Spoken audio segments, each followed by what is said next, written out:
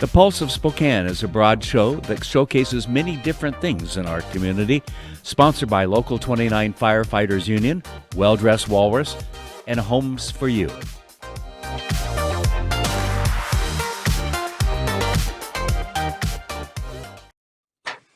Well, welcome to the Pulse of Spokane. It's Tuesday, the 12th of May. Is it May already, Gordon? Already. Already. Yeah, I know, it's the 12th.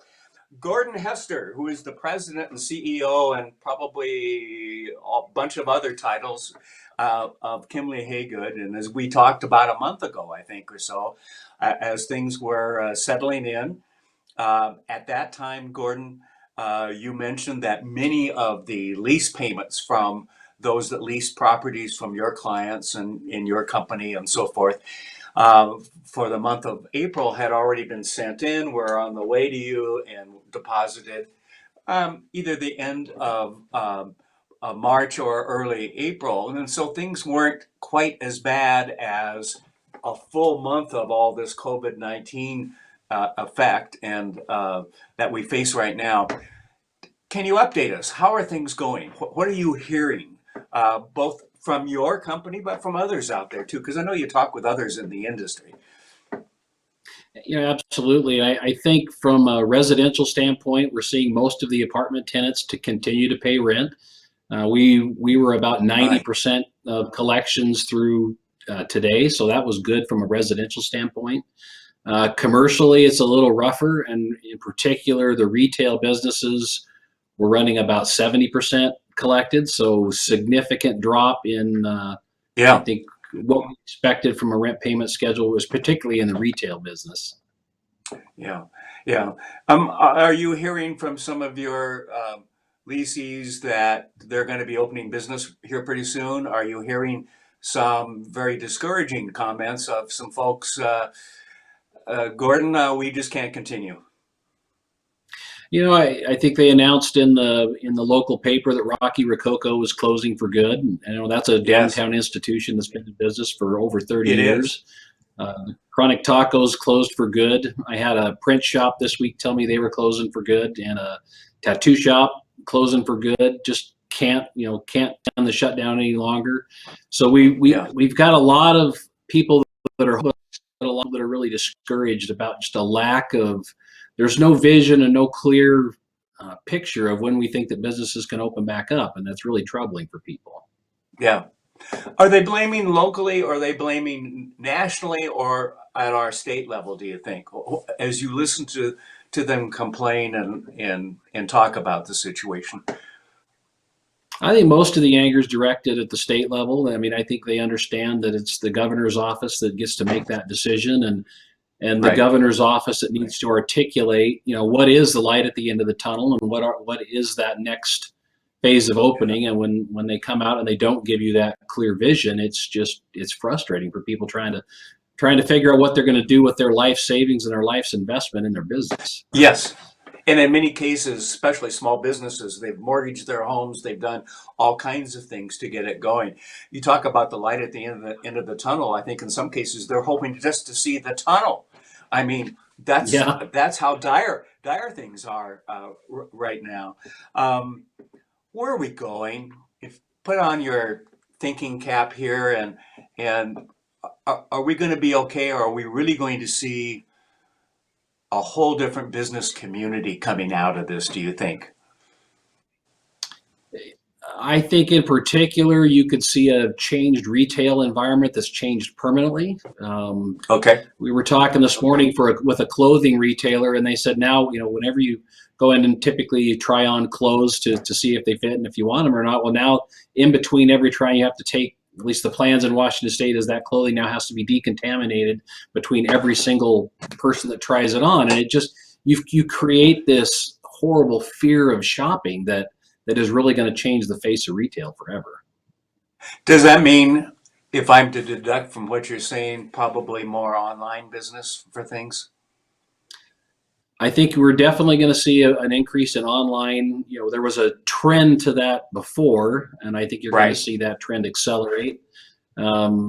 Restaurant business, if you have to keep a log of every single person that comes into your restaurant for contact tracing, a lot of people find that offensive and they don't want to give you their name and their address and who they were dining with. And I think that you're just creating artificial barriers to commerce Yeah. that I don't know accomplish the health benefit you're trying to accomplish. Well, speaking of that, I saw someone on online this morning that said when you sign in at the restaurant, sign in as Jay Inslee.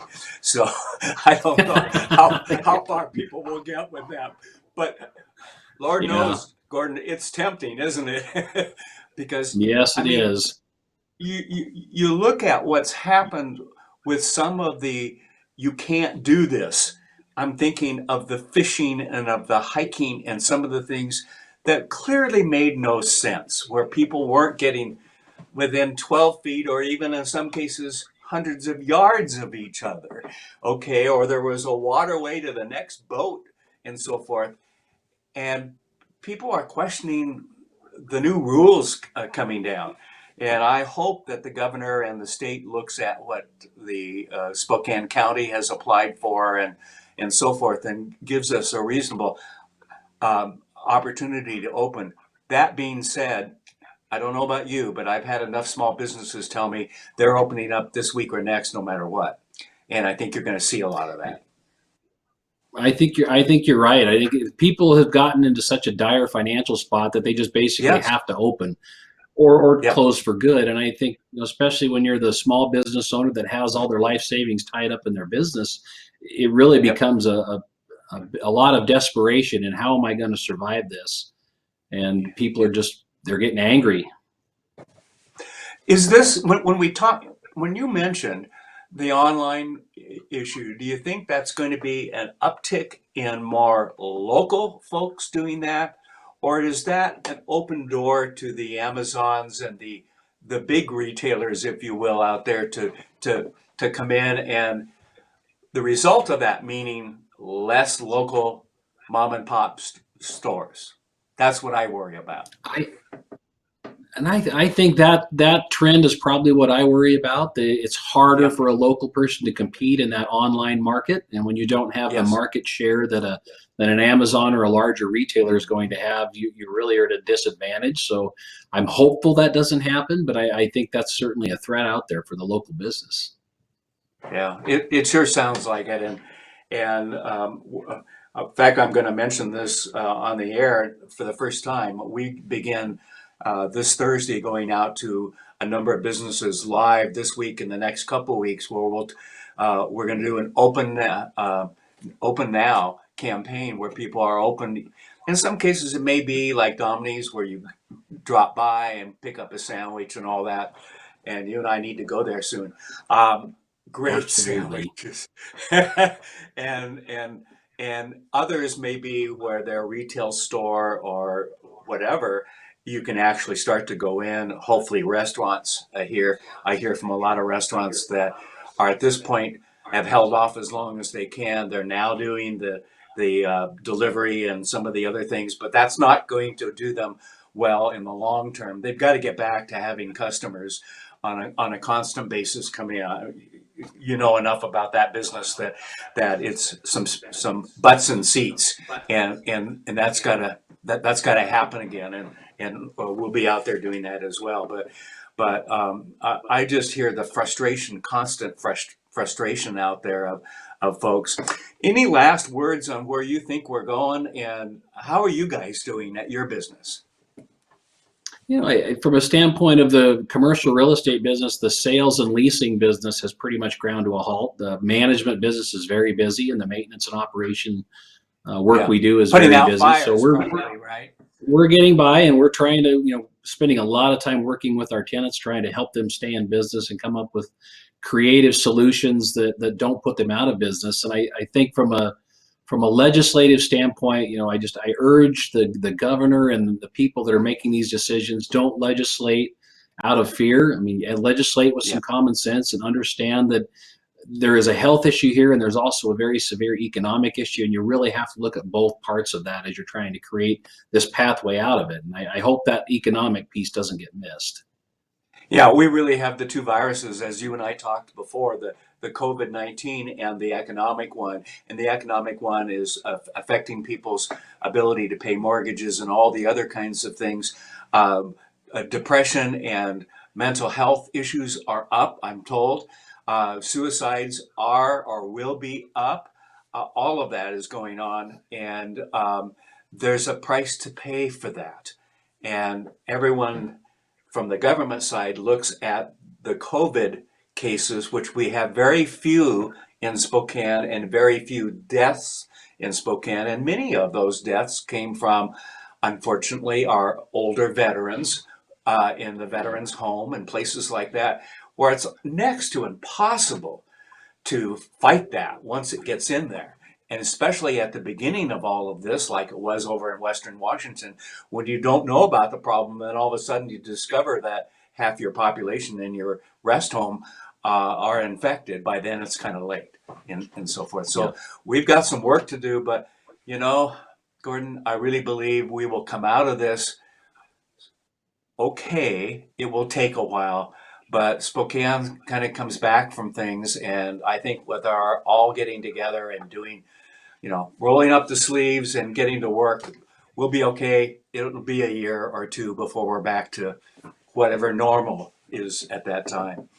Hey, thanks for you for being on today. Thanks for your crew for all they're doing. I know your staff is working hard trying to help people and so forth. So keep up the good work, and let's circle back in about 30 days, and hopefully we have much more joyous things to talk about. I hope so. And thanks for all you guys are doing. It's a great program, and I'm always just very honored to be on it. Thank you, Gordon. And thanks for watching the Pulse of Spokane. Have a good day, everybody. Join us at Paint Night, where you release your inner artist, hosting events in Spokane and surrounding areas. We are the party on wheels and can come to your choice of locations. We specialize in private events, corporate team building, and fundraisers. We are the original Paint Night and want you to join in the fun. Check us out at www.paintnight.com, and we always offer $10 off with the code SPOKANE10.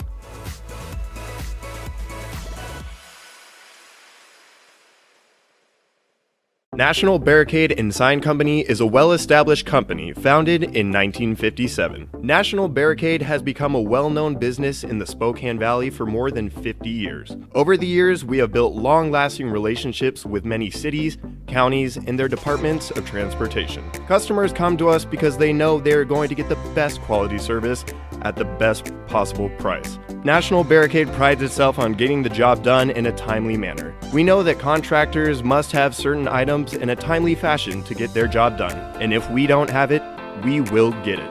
We guarantee fast service no matter how long it takes. Hi, this is Tim Lane with State Farm with your quick winter tip. One of the most common questions I get is about trees and who's responsible for a fallen tree or branches.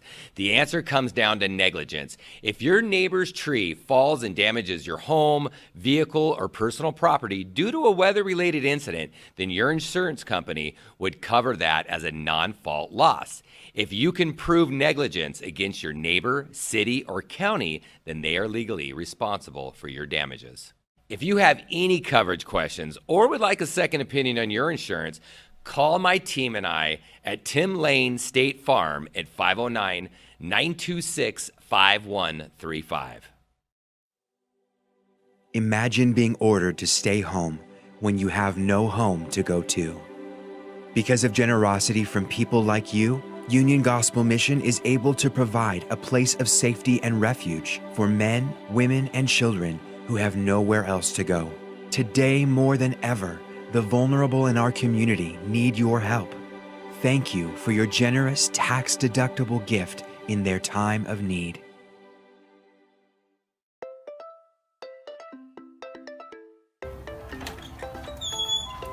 Hi, I'm Dave Lucas, running to be your state senator. I'm a husband, father, and Marine veteran with almost 22 years of experience. I know during this current medical emergency and time of uncertainty, people are concerned. I hope you and your family are doing well. I have the experience, leadership, and training to move us past this crisis. To learn more about me and my campaign for state senator, please follow me on my Twitter, Facebook, or my website at votedavelucas.net. Thank you, and stay well.